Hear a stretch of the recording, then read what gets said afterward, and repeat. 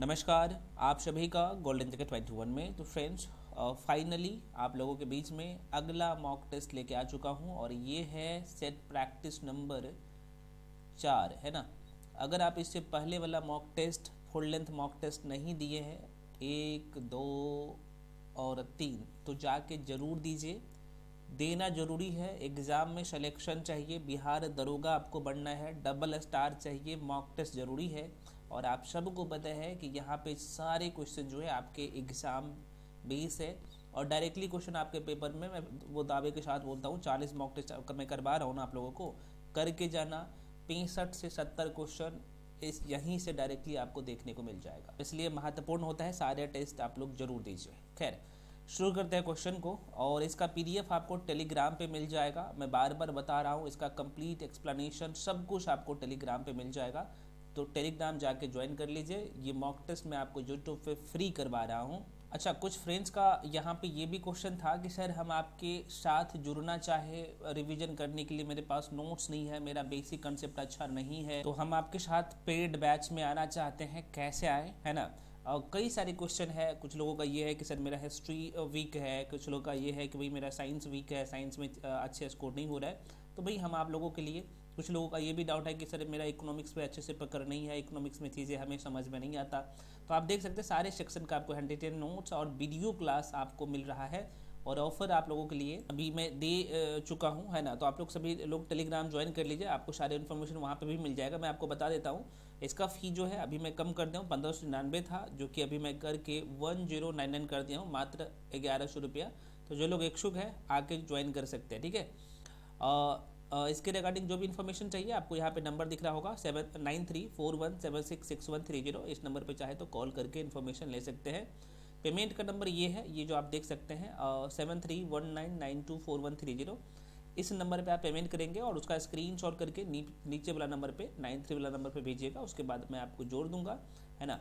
और सबसे बड़ी बात है कि ये सारे क्लासेस रिकॉर्डेड फॉर्म में मिलता है, तो जब चाहे तब आप वीडियो देख सकते हैं। लेकिन वीडियो जो अपलोड होता है, ये जो टाइमिंग आप देख सकते हैं इस टाइम में, तो आप एकदम जीरो से तैयारी कर सकते हैं। जो लोग इच्छुक है आके ज्वाइन करके पढ़ सकते हैं।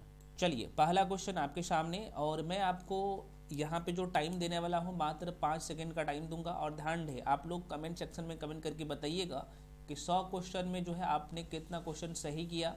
और इस मॉक टेस्ट का जो मैं कट ऑफ रख रहा हूँ जरा सा देख लीजिएगा। तो जनरल के लिए भाई साहब यहाँ पे मैं बात करूँगा तो 60 है, जो लोग 60 है स्कोर करेंगे, अच्छा स्कोर है ना।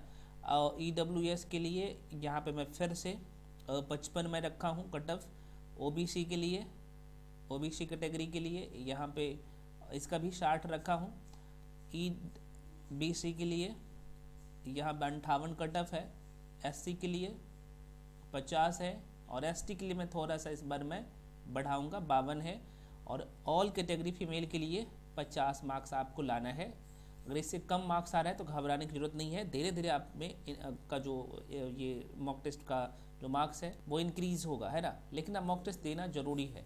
खैर, तो बढ़ते हैं क्वेश्चन की तरफ और एक एक करके सारे क्वेश्चंस को हम लोग एकदम डिटेल में करने वाले हैं, ठीक है। तो पहला क्वेश्चन आपके सामने, मैं क्वेश्चन को जूम कर देता हूं ताकि आप लोग अच्छे से देख सके। ज़्यादा से ज़्यादा मैं 5 सेकंड का टाइम दूंगा।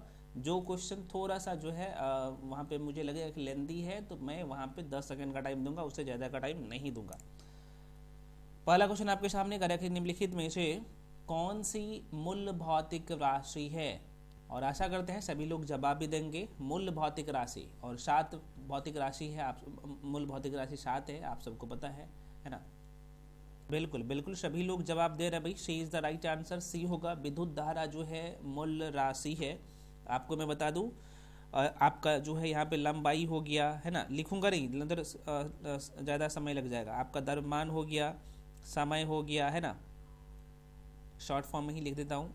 समय हो गया, ताप हो गया, है ना, विद्युत धारा हो गया, ज्योति तीव्रता हो गया, पदार्थ का परिमाण हो गया, ये सब का सब जो है मूल राशि है।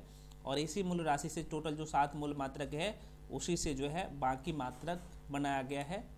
और डिटेल में हम आप लोग पढ़े भी होंगे इसके बारे में। आगे बढ़ जाते हैं अगले क्वेश्चन पे। नेक्स्ट क्वेश्चन आपके सामने क्वेश्चन कर रहे हैं, सोनार जो है ना, सोनार निम्नलिखित द्वारा प्रयोग में लाया जाता है। 5 सेकंड का टाइम दूंगा, उससे ज़्यादा नहीं। बिल्कुल बिल्कुल, बहुत सारे लोग सही जवाब दे रहे हैं, डी हो जाएगा, D is the right answer. 9 संचालकों द्वारा जो है और देखो भाई कई बार ना सोनार का फुल फॉर्म पूछ लिया जाता है, SONAR लिख देता हूँ और ये ज़रूरी होता है। तो सोनार का फुल फॉर्म क्या होगा, साउंड, एस का मतलब हो जाएगा भैया साउंड, है ना। यहाँ चाहे तो आप लिख भी सकते हैं। ओ का मतलब क्या हो जाएगा, है ना, मैं लिखूंगा तो बड़ा हो जाएगा, मैं यहीं पे लिख बोल ही देता हूँ। इसका जो फुल फॉर्म होता है साउंड नेविगेशन एंड जो है रैंकिंग होता है, इसका फुल फॉर्म। डायरेक्टली प्रश्न पूछे जाते हैं, ये ध्यान रखिएगा। इसका प्रयोग तो आपको पता चल ही गया होगा, नौ संचालक के द्वारा किया जाएगा। तो इसका मतलब जाहिर सी बात है कि भाई सोनार की सहायता से महासागरों में डूबी हुई वस्तु की स्थिति जानने के लिए इसका प्रयोग करते हैं, है ना। आगे बढ़ जाते हैं अगले क्वेश्चन पे। नेक्स्ट क्वेश्चन आपके सामने है, यहाँ पे साधारण यंत्र किसी व्यक्ति की सहायता करता है। दोबारा मैं रिपीट करता हूँ, क्वेश्चन करें कि साधारण यंत्र जो है किसी व्यक्ति की सहायता कर सकता है ना। कोई भी यंत्र जो है, साधारण यंत्र की यहाँ पे बात हो रही है, तो व्यक्ति को कैसे सहायता कर सकता है। तो बिल्कुल बिल्कुल आंसर क्या हो जाएगा, बी हो जाएगा भाई। कम बल का प्रयोग करके भी जो है उतनी ही मात्रा में काम करने में इसका जो है इस यंत्र का प्रयोग किया जाता है। आप सबको पता होना चाहिए। अगले क्वेश्चन में बढ़ते हैं। नेक्स्ट क्वेश्चन आपके सामने है, निम्नलिखित में से किसने न्यूटन से पूर्व, न्यूटन का नाम आपने जरूर सुना होगा, न्यूटन के लॉ भी आपने पढ़ा है। तो कोई कह रहा है कि निम्नलिखित में से किसने न्यूटन से पूर्व ही बता दिया था कि सभी वस्तुएं पृथ्वी की ओर क्या करता है भैया, आकर्षित करती है। आकर्षण बल के बारे में आपने सुना होगा, अगर आप चैप्टर पढ़ाए होंगे, ग्रेविटेशन का चैप्टर पढ़ा होगा तो आपको पता होगा। बताइए आंसर क्या होगा 4 नंबर का, आर्यभट्ट, ब्रह्महीर, बुद्धगुप्त, ब्रह्मगुप्त। बिल्कुल बिल्कुल, हाँ इसका आंसर क्या हो जाएगा, ब्रह्मगुप्त हो जाएगा। D is the right answer. देखो भाई यहाँ पे ब्रह्मगुप्त की मैं बात कर लूँ तो यह जो है गुप्तोत्तर कालीन गणितज्ञ और यह जो है एक खगोल शास्त्री थे। इन्होंने ब्रह्मांड सिद्धांत की रचना किया था और सर्वप्रथम ये बता दिया था, न्यूटन से पहले ही बता दिया था कि भाई सभी वस्तुएं को अपनी ओर आकर्षित करती है, मतलब कि सभी वस्तुएं पृथ्वी की ओर आकर्षित होती है। ठीक है, तो आंसर आपने देख लिया। अगला क्वेश्चन आपके सामने, क्वेश्चन नंबर 5। क्वेश्चन कर रहा है कि हवा में लोहे और लकड़ी की समान भार, ये बहुत इंपॉर्टेंट है क्योंकि फिजिक्स का क्वेश्चन है। पहले साइंस में, ये जो मॉक टेस्ट नंबर 4 है, पहले साइंस का क्वेश्चन आपको दिखेगा।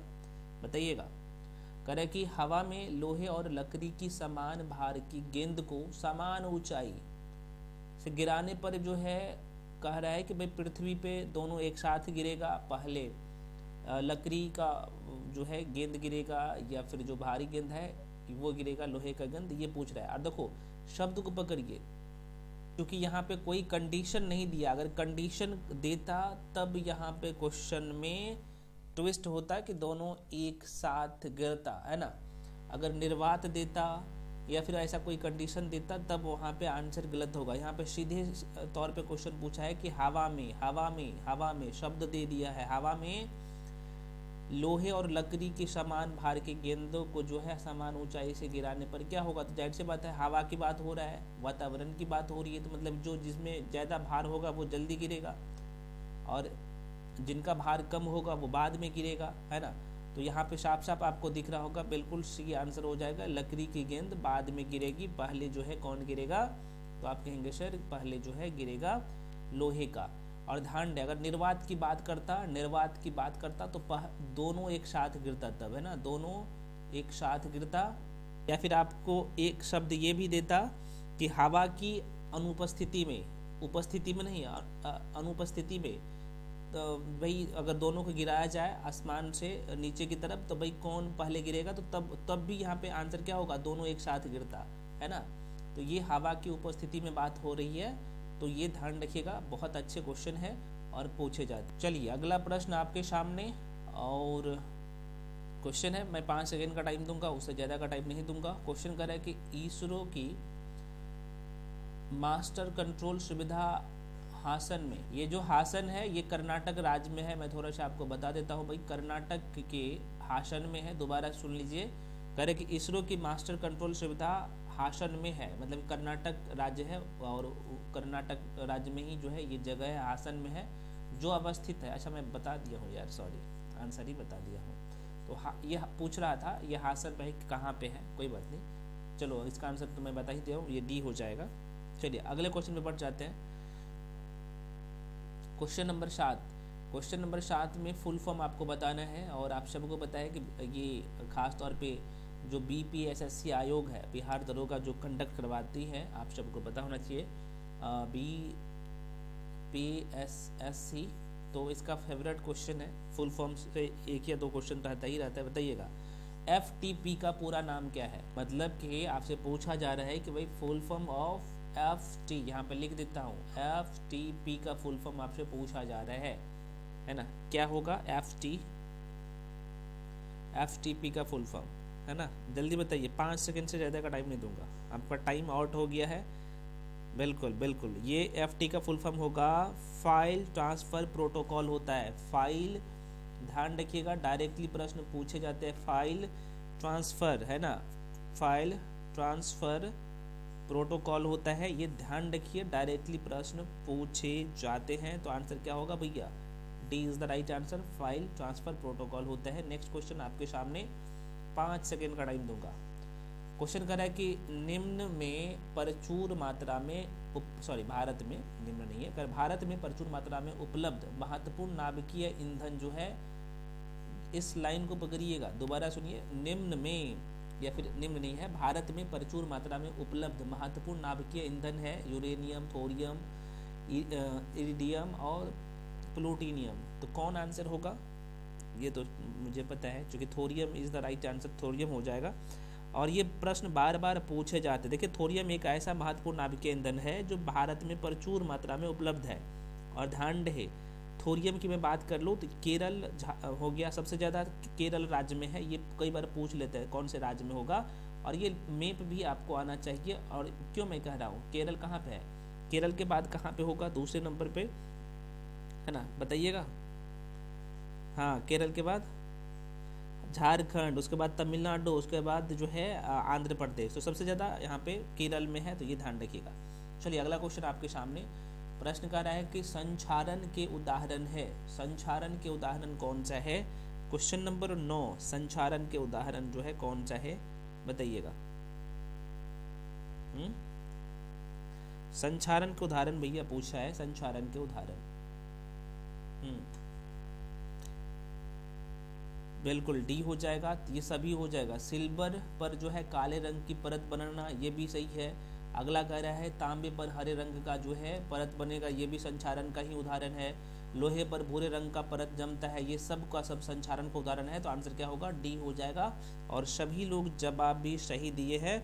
मैं आपको बता दूं, वायु अथवा रासायनिक पदार्थों द्वारा धातुओं का क्या होगा, जो छाई होता है तो वो संचारणी कहलाता है। कोई परत चढ़ता है धातु पर तो वो संचारणी कहलाता है। और डायरेक्टली ये प्रश्न पूछे जाते हैं, तो यह भी ध्यान रखिएगा। चलिए बढ़ते हैं अगले क्वेश्चन पे। नेक्स्ट क्वेश्चन आपके सामने करेक्ट निम्नलिखित में से कौन सा मूल तत्व है। मूल तत्व कौन सा है, मूल तत्व, ये ऑप्शन है। मुझे पता है सभी लोग इसका जवाब सही देंगे। मूल तत्व कौन सा है ये पूछ रहा है। बिल्कुल बिल्कुल, रेत जो है, रेत जो है ये मूल तत्व है। बिल्कुल, देखिए ऊपर पट्टी का बात नहीं हो रहा है ना, मूल तत्व, अच्छा मूल तत्व बोल रहा है। देखिए हीरा रासायनिक रूप से कार्बन का शुद्धतम रूप है, आप सबको पता होना चाहिए। यह एक मूल तत्व है हीरा।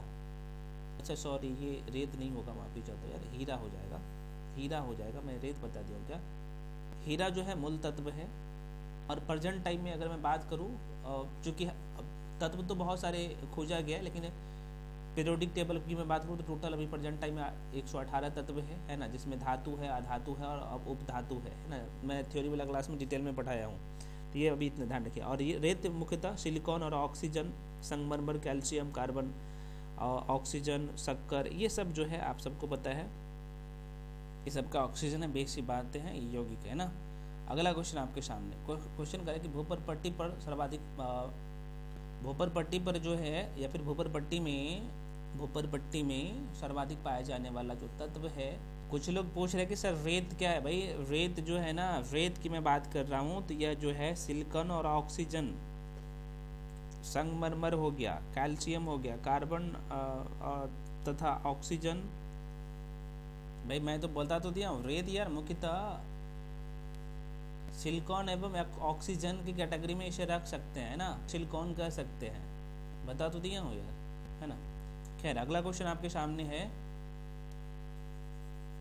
यहाँ पे आप देख सकते हैं, कह रहा है कि यहाँ पे भूपर पट्टी में पाया जाने वाला भूपर पट्टी में सर्वाधिक पाया जाने वाला तत्व कौन सा है।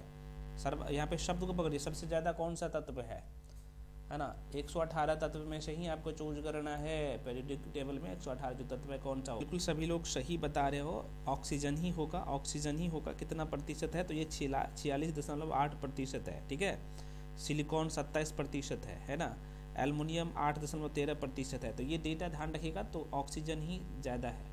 जब मैं PDF दूंगा तो यहाँ पर डेटा को डिटेल में यहाँ पे मैं मेंशन कर दिया हूँ, अगर आप देखेंगे तो यहाँ पे, ठीक है। तो एक बार सरसरी निगाहों से इसे कर लीजिएगा, है ना। चूँकि मैं करवा रहा हूँ मॉक टेस्ट तो लंबा टाइम लग जाएगा, पूरे डिटेल में करवाऊंगा, तो चूँकि मुझे 100 का 100 क्वेश्चन करवाना है।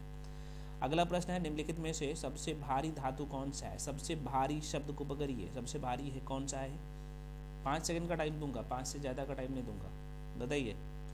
और ये भी बताइए कि अभी तक 11 क्वेश्चन में आपने कितना क्वेश्चन सही किया है। बिल्कुल यहाँ पे जो प्लेटिनम है, ये जो आपके ऑप्शन है सबसे भारी है, ध्यान रखिएगा, है ना। चलिए बढ़ जाते हैं अगले क्वेश्चन पे। नेक्स्ट क्वेश्चन, चूँकि अब केमिस्ट्री का क्वेश्चन आप देख रहे होंगे। अगला प्रश्न कह रहा है कि मोती की रासायनिक संरचना है ना। यहाँ पे 10 सेकंड का टाइम दे देता हूँ, ये थोड़ा सा अच्छा क्वेश्चन है, सोचना पड़ेगा, क्योंकि ऑप्शन भी वैसा ही है, कुछ लोग गलत कर देंगे। बिल्कुल बिल्कुल बिल्कुल, यहाँ पे आंसर क्या होगा भाई, ये हो जाएगा कैल्शियम कार्बोनेट। कैल्शियम कार्बोनेट मोती में जो है 85%, कितना प्रतिशत, तो 85%, ये ध्यान में रख लीजिएगा। कैल्शियम कार्बोनेट होता है, ध्यान रखिएगा। और 2 से 4% जल, जो 0 से 10% तक जो है कांचुलिन पाया जाता है, 0 से लेकर 10% तक, है ना। कांचुलिन एक प्रोटीन होता है। कांचुलिन, कुछ लोग पूछ रहे क्या होता है भाई, कांचुलिन एक प्रोटीन होता है, ठीक है।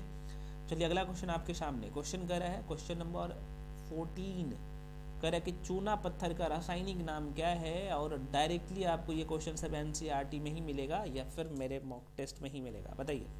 14 का 5 सेकेंड से ज़्यादा का टाइम नहीं दूंगा, 5 सेकेंड का टाइम दूंगा भैया, बताइएगा। बिल्कुल बिल्कुल, यहाँ पे सभी लोग बोल रहे हैं कि सर ए हो जाएगा, कैल्शियम कार्बोनेट हो जाएगा। बिल्कुल कैल्शियम कार्बोनेट ही हो जाएगा। अच्छा, इसका सूत्र कई बार पूछ लिया जाता है, और आपने अगर 10 में पढ़ा होगा 10वीं क्लास में, तो CaCO3 होता है, और बहुत पूछे जाते हैं, और बिहार के एग्ज़ाम के लिए भी बहुत ही महत्वपूर्ण है, ठीक है। तो चूना पत्थर एक जो है अवसादी चट्टान है। चूना पत्थर कहाँ से प्राप्त होता है, अवसादी चट्टान से प्राप्त होता है, जिसमें अधिकांश मात्रा में क्या होता है, कैल्शियम कार्बोनेट। और इसका जो रासायनिक सूत्र होता है मैं आपको बता दिया हूँ, ध्यान रखिएगा, है ना। और साथ में ही अगर मैं इसमें बात कर लूँ कैल्शियम कार्बोनेट में, तो सिलिका, एल्युमिनियम, लोहा, ये सब भी इसमें रहते हैं, ठीक है। चलिए अगले क्वेश्चन में बढ़ते हैं। अगला क्वेश्चन आपके सामने, निम्नलिखित में से कौन सा जो है लोह धातु के जो है क्या है, क्षारीकरण में आवश्यक है। क्षारीकरण में, शब्द को पकड़िए, लोह धातु के क्षारीकरण में आवश्यक है। 15 नंबर का क्वेश्चन, बिल्कुल 5 सेकंड का टाइम दूंगा, उससे ज़्यादा का टाइम नहीं दूंगा, है ना। बिल्कुल यहाँ पे सभी लोग सही जवाब दे रहे हो भाई, ऑक्सीजन तथा नमी हो जाएगा, ऑक्सीजन तथा नमी, है ना। लोह धातु के जो है, जो क्षारीकरण होता है, लोह धातु के क्षारीकरण के लिए ऑक्सीजन तथा नमी का होना आवश्यक है। अगर ऑक्सीजन और नमी नहीं होगा तो धातु में क्षारीकरण नहीं होगा। और लोहे में जंग लगना क्या कहलाता है, क्षारीकरण ही तो कहलाता है भैया। चलो आगे बढ़ जाते हैं अगले क्वेश्चन पे। नेक्स्ट क्वेश्चन आपके सामने, निम्नलिखित में से कौन सा जोड़ा जो है तांबे के मिश्र धातु का है, कौन सा जोड़ा। बिल्कुल यहाँ पे सी सभी लोग जो है, पीतल और कांसा हो जाएगा, पीतल और कांसा। और इतने महत्वपूर्ण क्वेश्चन है, बार बार पूछे जाने वाला क्वेश्चन है, तो ध्यान रखिएगा, C is the right answer. Next question आपके सामने, क्वेश्चन कर रहा है कि भारी पानी का जो है अनुभार होता है। D2O का नाम आपने सुना होगा, D2O यही कह रहा है भाई, बताइए। भारी जल का अनुभार कितना होता है? बिल्कुल, कुछ लोग बोल रहे सर 20.030 ग्राम पर मोल। बिल्कुल बिल्कुल सही हो जाएगा, 20 आंसर हो जाएगा। ये भाई साहब ध्यान रखिएगा। हालांकि जल का अनुभार होता है 18 होता है, तो ये भारी जल है, थोड़ा सा ध्यान रखिएगा। आगे बढ़ जाते हैं, अगला क्वेश्चन कर रहा है कि मानव शरीर में प्रोटीन का पाचन निम्नलिखित में से किस अंग से प्रारंभ हो जाता है ना? बताइएगा, 18 नंबर का क्वेश्चन है ना। कहाँ से प्रोटीन का पाचन का शब्द को पकड़िए। बिल्कुल आमाशय से हो जाएगा, स्टोमक से शुरू हो जाता है। ठीक है, आपने डाइजेस्टिव सिस्टम बहुत कायदे से पढ़ा है, और ये आमाशय है ना, और यहीं से शुरू हो जाता है कहानी। ठीक है, चलिए आगे बढ़ जाते हैं। अगले क्वेश्चन पे कह रहा है कि स्टार्च को जल अपघटन से ग्लूकोज बनाने वाला जो एंजाइम है, ये कौन सा एंजाइम है? ये 4 ऑप्शन है, और चारों ऑप्शन में से आप लोग बताइएगा। 5 सेकंड का टाइम दूंगा, 5 से ज़्यादा करें। बिल्कुल, यहाँ पे आंसर क्या हो जाएगा? बी हो जाएगा, एमाइलेज हो जाएगा। Amylase is the right answer. Next question आपके सामने, निम्न में से कौन सा आहार मानव शरीर में नए जो उत्तक होते हैं ना, टिश्यू, उत्तक को इंग्लिश में टिश्यू कहते हैं, और एक चैप्टर ही है 9th क्लास के एनसीईआरटी। अगर आप तैयार किए होंगे अपने आप को तो आपको पता ही होगा। तो कह रहा है कि निम्नलिखित में से कौन सा आहार मानव शरीर में नए उत्तक का, नए टिश्यू की वृद्धि के लिए पोषक तत्व प्रदान करता है, न्यूट्रिशन प्रदान करता है? ये पूछ रहा है क्वेश्चन नंबर 20। बिल्कुल आंसर हो जाएगा, पनीर हो जाएगा। देखो पनीर आसान सा क्वेश्चन है, इसमें ज़्यादा समझाने की जरूरत नहीं है। अगला क्वेश्चन है कि विटामिन क्या होते हैं? बहुत महत्वपूर्ण प्रश्न और बार बार रिपीट होने वाला क्वेश्चन। बिल्कुल, यह जो है विटामिन क्या है? कार्बनिक यौगिक है। ध्यान रखिएगा, विटामिन क्या है? कार्बनिक यौगिक है। विटामिन क्या है? कार्बनिक यौगिक है।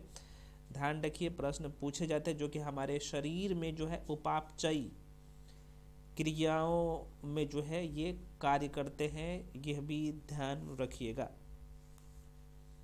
अगला क्वेश्चन आपके सामने कह रहा है कि विटामिन सी का सबसे उत्तम जो स्रोत है कौन सा? विटामिन सी का सबको पता है, सभी लोग जवाब दिए होंगे इस क्वेश्चन का। और मैं देख लेता हूँ, परसेंटेज सेट करता हूँ भाई।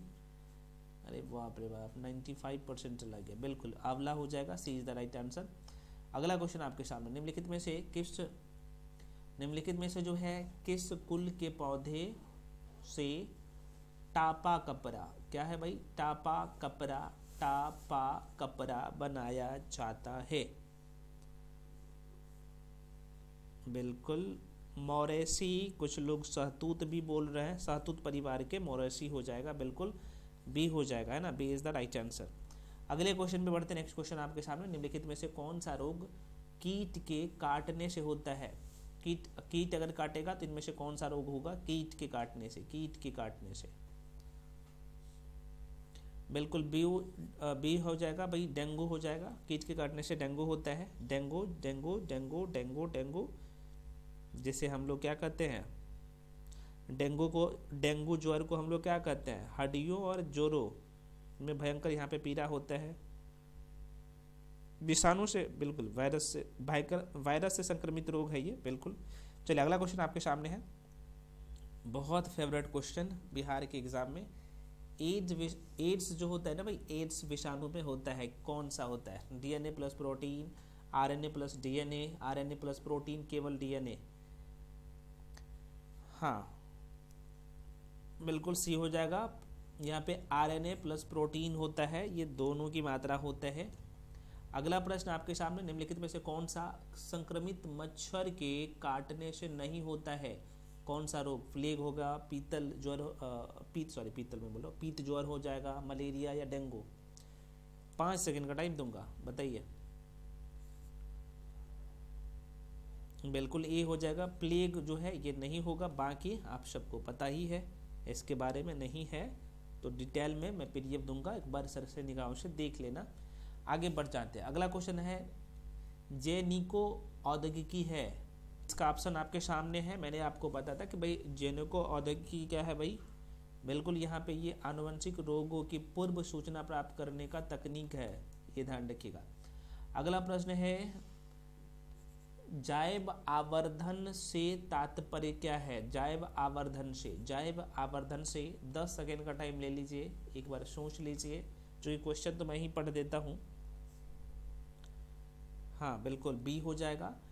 ये उत्तरोत्तर, आप सीधे तौर पे कह सकते हैं भाई ये उत्तरोत्तर पोषण स्तरों के जीवों में जो है पीरकनाशियों की मात्रा को बढ़ाना, बेसिक सा क्वेश्चन। अगला क्वेश्चन है कि red ribbon express, red ribbon express चलता फिरता दृश्य साधन है।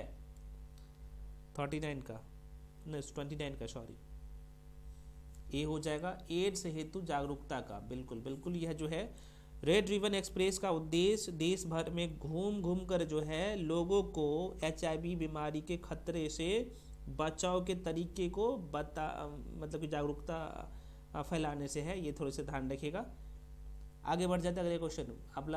अगला क्वेश्चन कह रहा है कि भारत सरकार द्वारा प्रारंभ किया गया मिशन इंद्रधनुष कार्यक्रम संबंधित है किससे है? इंद्रधनुष। अच्छा प्रश्न है, जवाब दीजिएगा। मुझे आशा और उम्मीद दोनों है आप लोगों से। 23 नंबर का बिल्कुल बी हो जाएगा भाई, बी हो जाएगा। बच्चों की टीकाकरण से है। देखिए इंद्रधनुष जो योजना है ना भाई, ये इंद्रधनुष में बात कर रहा हूँ। हाँ, ये शुरू कब किया गया था तो ये भी प्रश्न पूछ लिया जा सकता है। तो ये 25 दिसंबर 2014 में ही शुरू किया गया था। और भारत सरकार के जो है स्वास्थ्य एवं परिवार कल्याण मंत्रालय ने 25 दिसंबर 2024 को इंद्रमिशन कार्यक्रम की शुरुआत की थी। और आपको पता ही है कि भाई ये बच्चों का टीकाकरण से संबंधित है ना। और इसके तहत सभी बच्चों तथा गर्भवती महिलाओं का टीकाकरण करना शामिल है जिसमें जिन्हें टीका नहीं लगा है ना। और अभियान के तहत जो है मुख्यतः डिप्थीरिया हो गया, काली खांसी हो गया, हेपेटाइटिस बी हो गया, खसरा, पोलियो, टीबी, ये सब से बचाने के लिए ये था। अगला क्वेश्चन आपके सामने है। क्वेश्चन कह रहा है भाई मेढक के कयांतरण में क्या होता है? इसके टांगे के बारे में पूछ रहा है, ये ध्यान रखिएगा। मेढक के कयांतरण में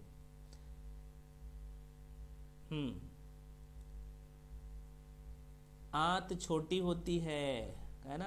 आंत जो है इसका जो इंटेस्टाइन होता है ना, आंत होता है वो छोटा होता है। ठीक है, आगे बढ़ जाते हैं अगले क्वेश्चन। पृथ्वी की भूमध्य रेखा की कुल लंबाई, हालांकि ये क्वेश्चन तो आपने शायद पिछले वाले मॉक टेस्ट में किया होगा, तो 40,000 के आसपास पे है। मैं आपको इसके बारे में बता चुका हूँ। तो ये क्वेश्चन रिपीट हो गया है, कोई बात नहीं, इसका सी हो जाएगा आंसर। अगले क्वेश्चन में बढ़ते हैं। ये भी क्वेश्चन शायद रिपीट है क्या भाई?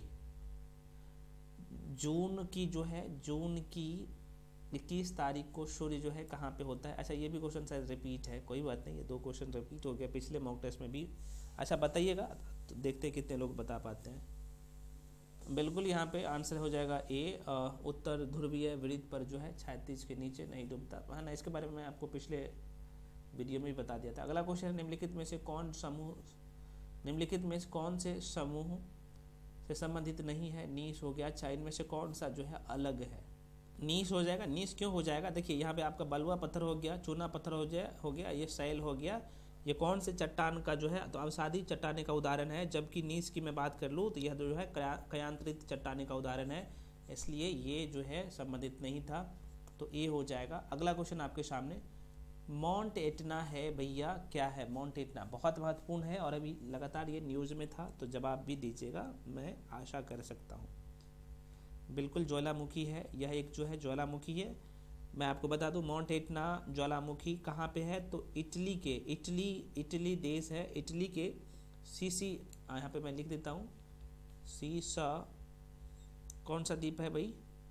सिसिली द्वीप पे है ना। सिसिली द्वीप नहीं होता है भाई, द्वीप होता है, यहाँ पे लिख देता हूँ। सिसिली द्वीप पर स्थित है ना। कहाँ पे? इटली के सिसिली द्वीप पर स्थित है माउंट एटना, एक ज्वालामुखी है। आगे बढ़ जाते हैं अगले क्वेश्चन। निम्नलिखित में से कौन एक जो है तिलहनी फसल है? निम्नलिखित में से कौन सा जो है एक तिलहनी फसल है, ये पूछ रहा है भाई, बताओ। सी हो जाएगा, सूर्यमुखी हो जाएगा। देखिए 36 का सी हो जाएगा। भारत की प्रमुख तिलहनी फसल जो है आपको पता होना चाहिए कि सरसों हो गया, तिल हो गया, अलसी हो गया, सोयाबीन हो गया, सूर्यमुखी हो गया, अरंडी हो गया, बिनौला हो गया, ये सब का सब है, तो सी आंसर हो जाएगा। चलिए अगला क्वेश्चन आपके सामने। पेंगिंग जो है एक लाभकारी प्रक्रिया है, क्या है भाई बता सकते हो? 37 का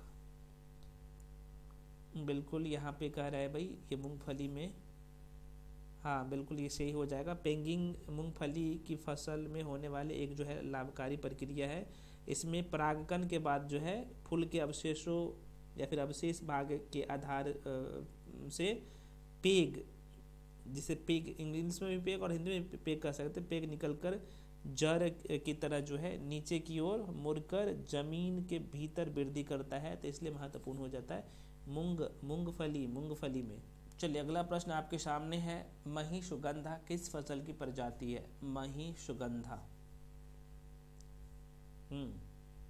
बिल्कुल ये हो जाएगा, धान की है भाई, धान की ये फसल है। महिषुगंधा धान की प्रजाति है और उच्चतम कैटेगरी का है ये। अगला क्वेश्चन है, हरित क्रांति से अभिप्राय है? आसान सा क्वेश्चन और जवाब भी सभी लोग दीजिएगा, मैं ये उम्मीद कर सकता हूँ। बिल्कुल सी, उच्च उत्पादन या उच्च उत्पाद वैरायटी प्रोग्राम है। देखो मैं आप इसके बारे में बताऊँ तो भारत में हरित क्रांति का प्रारंभ जो होता है 1966-67 में। कौन कौन से राज्य में फला फूला था, आप लोग कमेंट सेक्शन में कमेंट करके बताइएगा, ये महत्वपूर्ण क्वेश्चन है। अगला क्वेश्चन आपके सामने है, कह रहा है कि भाई मलमपुझा बांध किस नदी पर है? किस नदी पर स्थित है मलमपुझा बांध, बताइए। बिल्कुल ये मलमपुझा नदी पर ही स्थित है, मलमपुझा बांध, ठीक है। और ये जो है केरल राज्य में है, तो ये थोड़ा सा राज्य के नाम भी पूछा जाए तो ध्यान रख सकते हैं, क्वेश्चन अच्छा है। टिहरी बांध उत्तराखंड प्रदेश में, मतलब उत्तराखंड राज्य में है, ये है। तो कह रहा है कि टिहरी बांध उत्तराखंड प्रदेश में निर्माण किया जा रहा है, क्योंकि ये एक्चुअली PYQ का क्वेश्चन है। तो बताइएगा कौन से नदी पर टिहरी बांध है, ये पूछ रहा है क्वेश्चन, कोई बात नहीं। बिल्कुल ये हो जाएगा, भागीरथी नदी पर है टिहरी बांध। टिहरी बांध भागीरथी नदी पर है भैया, टिहरी बांध भागीरथी नदी पर है।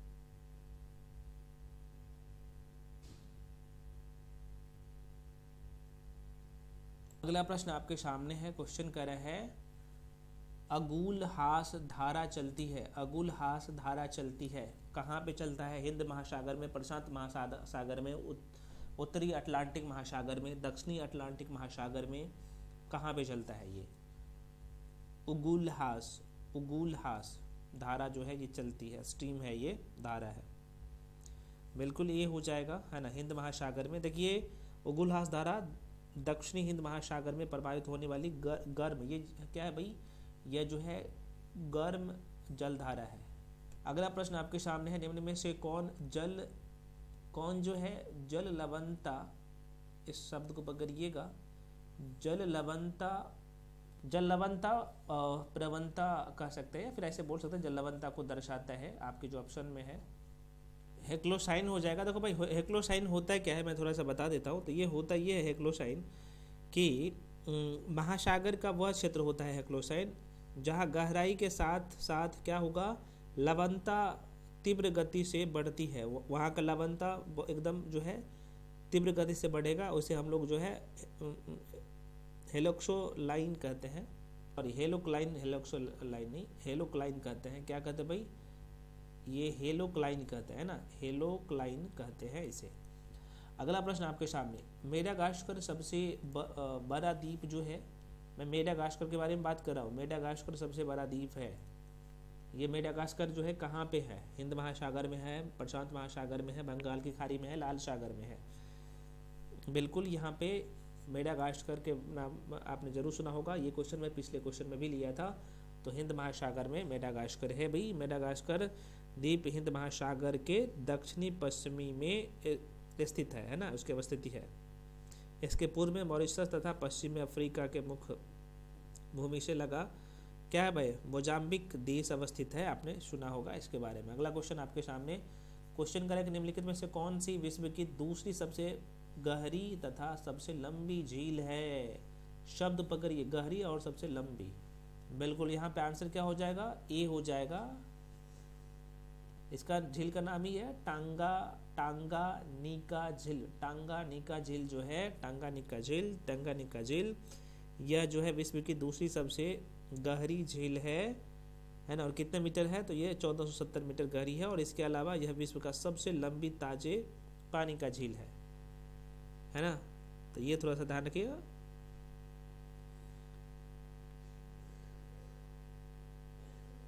खारे पानी का करता तब गलत होता, खारे पानी में नहीं हो जाएगा ये। अगला क्वेश्चन आपके सामने अगला क्वेश्चन है पोल साइंस का क्वेश्चन आपको यहाँ पे दिखेगा। कह रहे कि वे विषय जिन पर जो है कौन दोनों कानून बना सकता है। केंद्र सरकार और राज्य सरकारें कानून बना सकती है। तो भाई आपने 7वीं अनुसूची में पढ़ा है संघ सूची, राज्य सूची, समवर्ती सूची। तो समवर्ती सूची में कौन कानून बना सकता है? केंद्र और राज्य दोनों। बिल्कुल सही है, सी हो जाएगा। चलिए अगले क्वेश्चन में बढ़ते हैं भाई। क्वेश्चन नंबर अगला 47 क्वेश्चन कर रहा है कि सरकारिया आयोग निम्नलिखित संबंध में से किसकी समीक्षा हेतु स्थापित किया गया है? कौन सा सरकारिया आयोग का मैं बात कर रहा हूँ? बिल्कुल यहाँ पे आंसर क्या होगा? सी हो जाएगा। केंद्र तथा राज्य के मध्य ये दोनों के सुझाव के लिए शुरू किया, इनका गठन किया गया, स्थापित किया गया, आप सबको पता होना चाहिए। अगला क्वेश्चन है निम्नलिखित में से किस एक संवैधानिक संशोधन द्वारा जो है मिजोरम को या फिर मिजोरम को राज्य का दर्जा मिला था? मिजोरम पहले यूटी था तो राज्य का दर्जा जो मिला था ये पूछ रहा है ना। 48 का ये हो जाएगा। ये 53 नंबर का जो संविधान संशोधन हुआ था ना, ये कब हुआ था? तो 1986 ईस्वी में हुआ था। ये भी ध्यान रखिएगा, ठीक है। और ये 23वां राज्य बना था मिजोरम, 23वां राज्य बना था। ये पहले संघ शासित प्रदेश था। अगला क्वेश्चन आपके सामने है भारतीय संविधान के 8वीं अनुसूची में जो है कौन सी भाषा 2003 में जोड़ी गई थी? इतना इंपॉर्टेंट क्वेश्चन है 49 नंबर का। बिल्कुल यहाँ पे डी हो जाएगा, संथाली हो जाएगा। देखो भाई 2003 में जो संविधान संशोधन हुआ था इसमें बोडो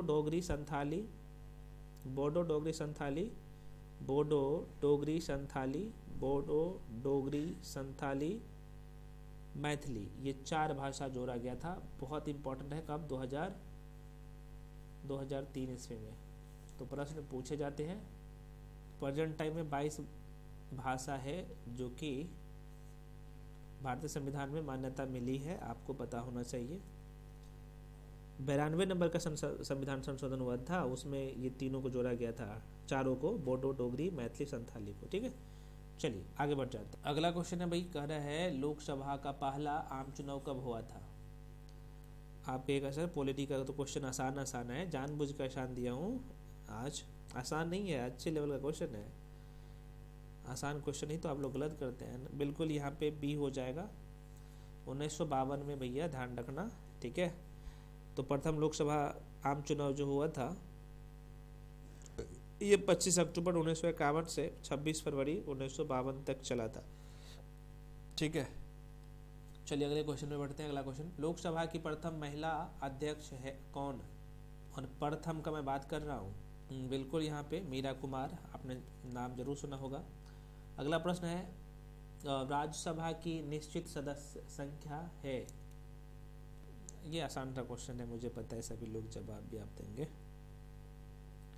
250 या प्रेजेंट टाइम में कितना है बताइएगा। राज्यसभा का बात कर रहा हूँ। 250, जिसमें राज्य के द्वारा कितने चुने जाते हैं बताइए? 238, बिल्कुल सही। राष्ट्रपति द्वारा मनोनीत कितना किया जाता है? 12। प्रेजेंट टाइम में कितना है भैया? तो कह रहे हैं भाई बताओ। 245। अच्छा, यूटी के द्वारा कितना चुना जाता है बताइए कमेंट सेक्शन में। अगला प्रश्न आपके सामने कह रहे कि संसद या विधानसभा के किसी सदस्य की सदस्यता तब समाप्त समझी जाती है जब वह बिना सदन में या फिर सदन को सूचित किया एब्सेंट होता है, अनुपस्थित रहता है। कितने दिनों तक एब्सेंट रहता है तब उन्हें जो है इसकी सदस्यता रद्द हो जाता है, ये पूछ रहा है। बिल्कुल 60 दिन तक भाई। ठीक, आगे बढ़ जाता है। अगला क्वेश्चन है, आर्थिक सर्वेक्षण प्रतिवर्ष संसद में प्रस्तुत किया जाता है। बहुत बढ़िया क्वेश्चन, 10 सेकेंड का टाइम दे देता हूँ। बताइए। बिल्कुल ये हो जाएगा, आगामी वर्ष के बजट के प्रस्तुतिकरण के पूर्व, है ना, सही है। अगला प्रश्न है, भारतीय संसद किस रीति से जो है प्रशासन पर नियंत्रण करती है, ये पूछ रहा है। बिल्कुल ये हो जाएगा, संसदीय समिति के माध्यम से। अगला क्वेश्चन है, सेंट्रल लेजिस्लेटिव असेंबली का प्रथम भारतीय अध्यक्ष मतलब कि स्पीकर कौन था? 56 का। 5 सेकंड का टाइम दूंगा।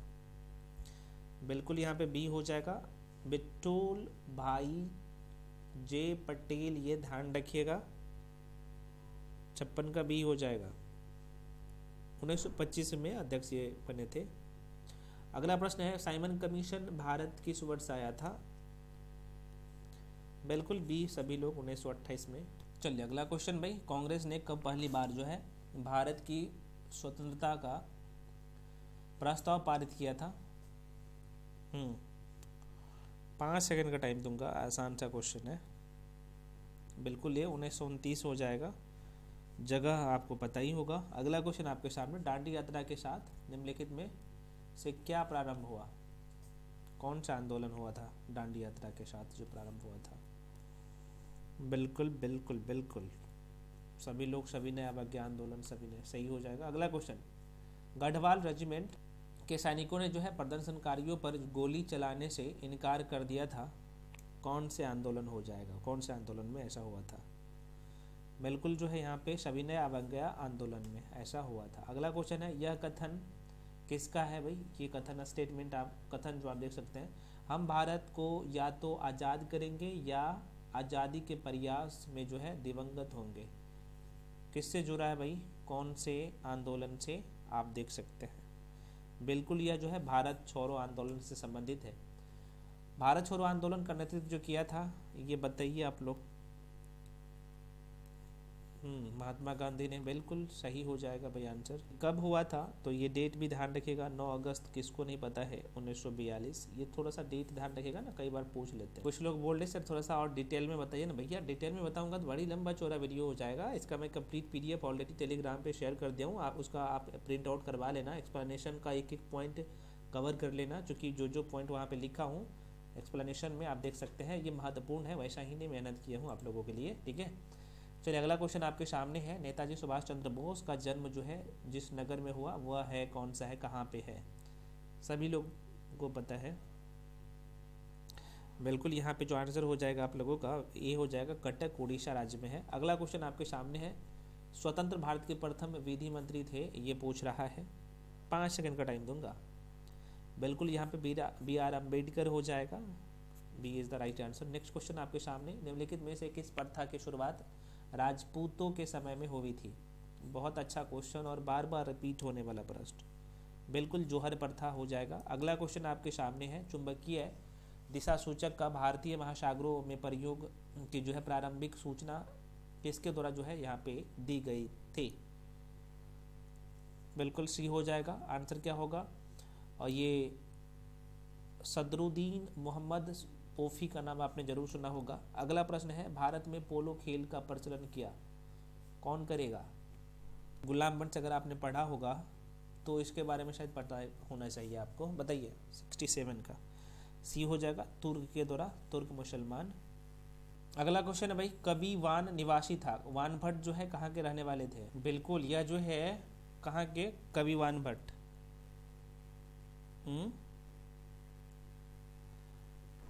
चल गए ना भाई। वान भट्ट का जन्म बिहार में सोन नदी के किनारे अवस्थित जो है कहाँ पे? पृथ्वीफुट्टा नामक गांव में हुआ था। पृथ्वीफुट्टा ऑप्शन में है ही नहीं, डी हो जाएगा, है ना। यहाँ पे मैं लिख देता हूँ, ध्यान रखिएगा। वान भट्ट बहुत ही महत्वपूर्ण है। यह जो है थी है, ये थी कुट्टा है ना, कुट्टा गांव में हुआ था इसका, है ना, जो कहाँ पे है भाई? सोन नदी के किनारे स्थित था। इनके पिता का नाम चित्रभानु माता का नाम था राजदेवी, ध्यान रखिएगा। आगे बढ़ जाते हैं अगले प्रश्न में। क्वेश्चन करें कि मगध के किस प्रारंभिक शासक ने राज्यारोहण के लिए अपने पिता की हत्या और एवं स्वयं इसी कारणवश अपने पुत्र द्वारा मारा गया था, है ना। तो और ये हर्यक वंश के बारे में आपने जरूर सुना होगा, ये पितृहंता वंश के नाम से जाना जाता है। तो कौन हो जाएगा? अजातशत्रु, बिंबिसार? दोनों आंसर आ रहे हैं भाई, बी हो जाएगा, अजातशत्रु हो जाएगा, ठीक है। बिंबिसार हर्यक वंश का संस्थापक है, बिंबिसार का पुत्र था अजातशत्रु। हम लोग बहुत अच्छे से पढ़े हैं। अगला क्वेश्चन है मौर्यकालीन मूर्तियों में मणिभद्र, जिसे हम लोग यक्ष कहते हैं, नाम से अंकित मूर्ति किस स्थान से प्राप्त हुई है, ये पूछ रहा है 70 का। बिल्कुल डी हो जाएगा, परखम से, परखम, है ना। चलिए आगे बढ़ जाते हैं। अगला क्वेश्चन है फ्रांसीसी क्रांति, ये आप सबको पता है, वर्ल्ड हिस्ट्री का क्वेश्चन है। फ्रांसीसी क्रांति के बाद जो है उदारवादी किसके पक्षधर थे फ्रांसीसी क्रांति जब हुआ था। तो 10वीं क्लास का आपने एनसीईआरटी कवर किया है, तभी ये क्वेश्चन आप बना पाएंगे। बिल्कुल डी हो जाएगा, सभी हो जाएगा। निरंकुश शासक, है ना, पादरी वर्ग के जो है विशेषाधिकार, संविधान तथा संसदीय प्रतिनिधि सरकार, मतलब ये तीनों आंसर सही हो जाएगा, डी हो जाएगा। अगला क्वेश्चन है भाई हेब्स वर्ग साम्राज्यवाद, हेब्स वर्ग जो है साम्राज्य किस जनसमूहों एवं क्षेत्रों को जोड़कर बना था। बहुत इंपॉर्टेंट है, ये वर्ल्ड हिस्ट्री का क्वेश्चन है और 10वीं क्लास के एनसीईआरटी में ही मिलेगा और कहीं नहीं मिलेगा, और मेरे मॉक टेस्ट में ही मिलेगा। बिल्कुल डी हो जाएगा, सभी हो जाएगा। देखो यह जो है एल्पस के टिरोल हो जाएगा, ये भी बिल्कुल सही है। ऑस्ट्रिया, सुडेटेनलैंड, ये भी सही है। लॉम्बार्डी और जो है लॉम्बार्डी और वेनेशिया, ये देश का नाम है, ये सभी क्षेत्र से मिलके बना था, ठीक है। तो आंसर क्या हो जाएगा? डी। अगला प्रश्न है राष्ट्र की पहली अस्पष्ट अभिव्यक्ति की किस क्रांति, बहुत इंपॉर्टेंट है, राष्ट्रवाद की पहली स्पष्ट अभिव्यक्ति किस क्रांति के साथ हुई? बिल्कुल ये फ्रांसीसी क्रांति के बाद हुआ था, है ना। अगला क्वेश्चन है भाई सार्वजनिक वितरण प्रणाली, जिसे हम लोग शॉर्ट फॉर्म में पीडीएस कहते हैं, किन किन वस्तुओं का वितरण किया जाता है, कौन कौन से वस्तु दिया जाता है उसमें, ये पूछ रहा है। ये भी सभी लोग ठीक, गेहूँ चावल है, मिट्टी का तेल है, चीनी है, तो आंसर क्या होगा? डी, ये सब कुछ। हालांकि अभी चीनी नहीं मिलता है, लेकिन पहले मिलता था। एमएसपी की मैं बात कर लूँ, यहाँ पे न्यूनतम मतलब मिनिमम सपोर्टिंग प्राइस यहाँ पे आप देख सकते हैं। तो एमएसपी क्या है ये पूछ रहा है 75 का। बिल्कुल यहाँ पे वह दर जिस पर जो है सरकार किसानों से फसल खरीदती है उसे एमएसपी कहते हैं। अगला क्वेश्चन जो इकोनॉमिक्स का क्वेश्चन है, अगला प्रश्न है भाई वैश्विक बहुआयामी गरीबी सूचकांक जारी किया जाता है किसके द्वारा? 76 का। बिल्कुल यहाँ पे यूएनडीपी द्वारा, ओपीएचआई द्वारा, तो क्या होगा? ये और भी दोनों हो जाएगा। बिल्कुल बिल्कुल डी इसका राइट आंसर होगा। अगला क्वेश्चन आपके सामने है स्वर्ण जयंती ग्राम स्वरोजगार योजना जो शुरू हुआ है ये कब हुआ था? स्वर्ण जयंती ग्राम स्वराज योजना, बी बिल्कुल 1999 में, 1999 ईस्वी में, 1999, ध्यान रखिएगा। भारत में निर्धनता का कारण नहीं है, बिल्कुल इसका डी हो जाएगा। भारत की जनसंख्या नीति ये नहीं है, ध्यान रखिएगा। अगला क्वेश्चन आपके सामने क्वेश्चन है कि यहाँ पे 12वीं योजना में जो है 12वीं पंचवर्षीय योजना हुआ था, उसमें कह रहा है कि शिक्षा में 18 से 13 वर्ष की आयु वर्ग का नामांकन में वृद्धि का लक्ष्य था कितने प्रतिशत, ये पूछ रहा है। बिल्कुल ये 25.2% था। अगला प्रश्न है भाई निम्नलिखित में से कौन सा मानव पूंजी में सहायक कारक नहीं है, ये पूछ रहा है। बिल्कुल सी हो जाएगा, गरीबी। नेक्स्ट क्वेश्चन आपके सामने माउंट तारानाकी जो खबरों में था, करंट अफेयर्स का क्वेश्चन है, तो किस देश में स्थित है ये पूछ रहा है 81 का। बिल्कुल ये न्यूजीलैंड में है। अगला क्वेश्चन आपके सामने है राष्ट्रीय खेल 2025 में महिलाओं की 75 किलोग्राम मुक्केबाजी स्पर्धा में स्वर्ण पदक किसने जीता है, ये पूछ रहा है 82 का। हाँ बिल्कुल ये जो है लवलीना इसका पूरा जो नाम है ना लवलीना बोहीन भी लिखा रहता है, लेकिन हालांकि इसका जो पूरा नाम है लवलीना, यहाँ पे लिख दो, और बोरगोहेन भी लिखा रहता है, ठीक है। तो ये थोड़ा सा ध्यान रखिएगा। तो लवलीना आप ध्यान रखिएगा, लवलीना, लवलीना क्या, हाँ लवलीना बोरगोहेन लिखा है भाई, यहाँ पे कई जगह ये भी लिखा रहता है, हालांकि बोरगोहेन इसका नाम है, लवलीना बोरगोहेन, ठीक है। अगला क्वेश्चन आपके सामने, क्वेश्चन करें हाल ही में किस राज्य सरकार ने लखीसराय संग्रहालय का उद्घाटन किया है? कौन सरकार करेगा? लखीसराय कहाँ पे है? तो बिहार में होगा। 83 का आंसर बिहार सरकार हो जाएगा। चलिए अगला क्वेश्चन आपके सामने, किस देश ने फरवरी 2025 में जो है घृणा अपराधों को रोकने के लिए जो है सख्त कानून पारित किया है? अच्छा क्वेश्चन, 84 का, और जवाब भी बिल्कुल सभी लोग दिया, ऑस्ट्रेलिया। अगला देश का नाम कौन सा देश था? अगला क्वेश्चन है कि दया नदी जो खबरों में थी किस राज्य से होकर जो है बहती है? दया नदी, दया दिखाने वाली नदी, ये पूछ रहा है ना। तो इस तरह का क्वेश्चन एलिमिनेट भी कर सकते हैं, उड़ीसा राज्य में है। अगला क्वेश्चन है विवाद से विश्वास योजना, मैं क्या बोल रहा हूँ, विवाद से विश्वास योजना किस क्षेत्र से संबंधित है? ये पूछ रहा है।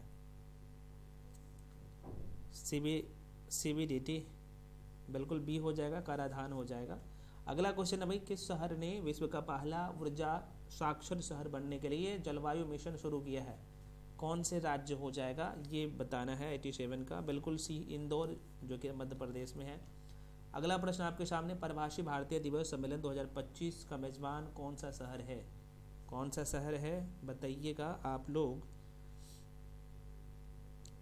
हाँ 8 से 10 जनवरी में सम्मेलन हुआ था, भुवनेश्वर उड़ीसा में, बिल्कुल हाँ बिल्कुल ये सी हो जाएगा, भुवनेश्वर उड़ीसा राज्य में है, आपको पता होना चाहिए, उड़ीसा। अगला क्वेश्चन आपके सामने है भाई, पंचायत से संसद 2.0 कार्यक्रम किस आदिवासी नेता की जो है 150वीं जयंती के उपलक्ष्य में आयोजित किया गया? बहुत इंपॉर्टेंट है, और जो कि ये बार बार पूछे जाते हैं क्वेश्चन, बिल्कुल यहाँ पे ये हो जाएगा, Birsa Munda is the right answer.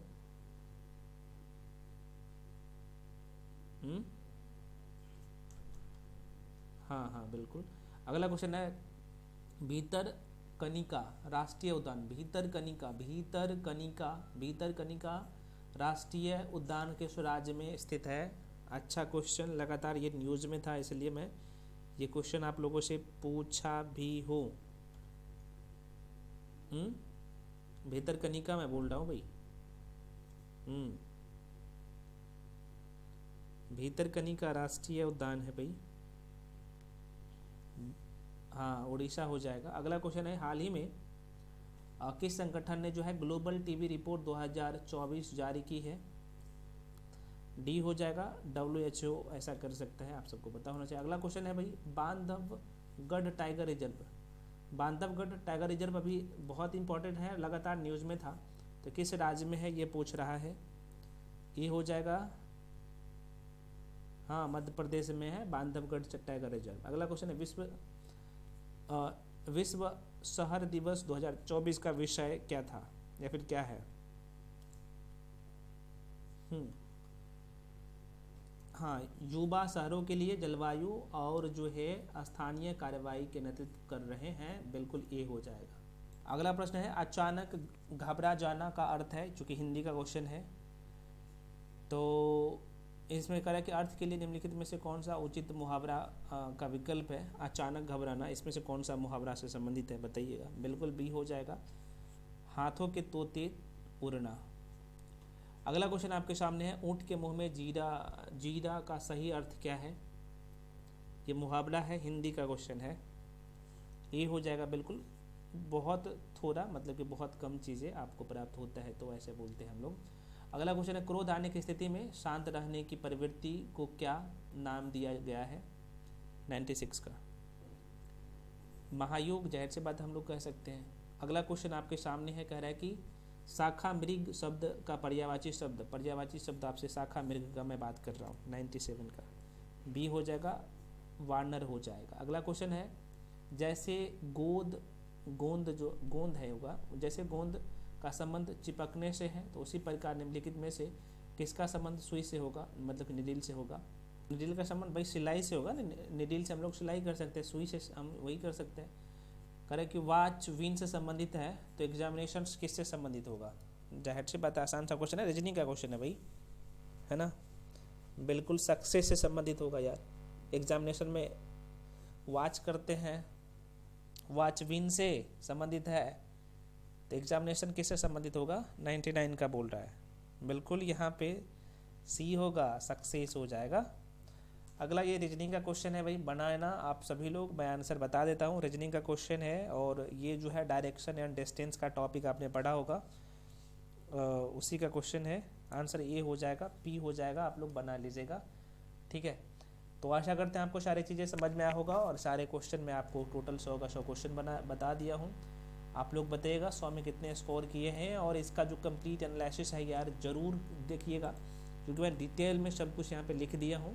क्योंकि मैं करवाता एक एक करके तो बड़ी लंबा चौड़ा वीडियो हो जाता, तो मेरा मोटिव रहता है कि 1 घंटा में मैं पूरा मॉक टेस्ट एक बार आपको करवा दूँ और आप खुद से एक बार उसका एनालिसिस जो यहाँ पे मैं PDF दिया हूँ बार बार रिवीजन कर लीजिएगा। क्योंकि करंट अफेयर्स यहाँ से डायरेक्टली आपके पेपर में छपने वाला है, साइंस छपने वाला है, वही क्वेश्चन लिया हूँ जो डायरेक्टली पेपर में आने वाला है, ठीक है, चूकना नहीं। और जो सेक्शन आपका वीक है तो आप थ्योरी वाला सेक्शन में जाके रिवीजन कर लीजिए, यही तरीका होता है मॉक टेस्ट लगाने का, ठीक है। मैं आपको ये सारी चीज़ें कई बार बता चुका हूँ, सारे सेक्शन का यही अप्रोच होता है। मिलते हैं अगले वीडियो में, तब तक के लिए जय हिंद।